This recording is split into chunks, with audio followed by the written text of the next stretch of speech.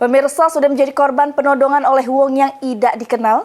Perdi Riansyah yang balik di Jalan Kiai Haji Azhari, Kecamatan Jakabareng, Palembang. Laju datangi Polrestabes Palembang bikin laporan polisi.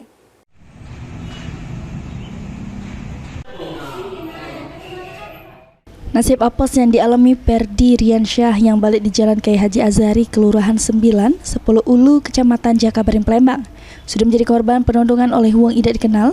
Atas kejadian tersebut, korban laju datangi Polrestabes Palembang bikin laporan polisi. Kejadian ini bermula korban yang baru balik dari begawe sambil berjalan kaki lewat di pucuk Jeramba Ampera. Tiba-tiba didatangi oleh si kok wong yang ngakunya nak ngamen. Dak taunya terlapor bukannya ngamen, malah majai duit sama korban sebesar Rp200.000. Korban sempat galak, ngenjok cuma terlapor terus maksa. Karena merasa ketakutan, korban langsung nyerah ke duit yang ada di kantong celananya, terus langsung diambil oleh terlapor.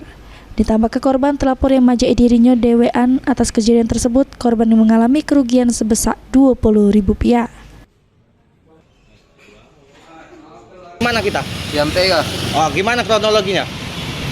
Balik pegawai. Terus? Ini dia tuh datang dengan aku. Nanyalah, dia aku nak nyanyi, dia tuh minta izinnya. Minta 10 deh, minta 200 sini dulu. Dia aku tak katik kak, dia aku. Dia pelah deknya, aku tak ini, dia tak kasar kalau aku dengan kau ni. Aku tak katik kak ni, dipagaknya lah aku ni. Dia ketiknya ni kan, dia ini yo izinnya. Ai kan ni. Aku keluarilah duit dia. Dia aku ada 20. Sini 20, jangan enggak dia aku. Tadi langsung jalan, aku jalan juga. Oh, waktu nodong pakai senjata tajam nggak? Tidak. Oh, tidak kejingoan. Tidak kejingoan ya. Berapa uang, Pak? Iya, pengege. Uang berapa? Dewean. Dewean deh. Ngamen apa dia? Tak tahu aku ngamen. Pokoknya gang gitar. Megang gitar ya. Iya.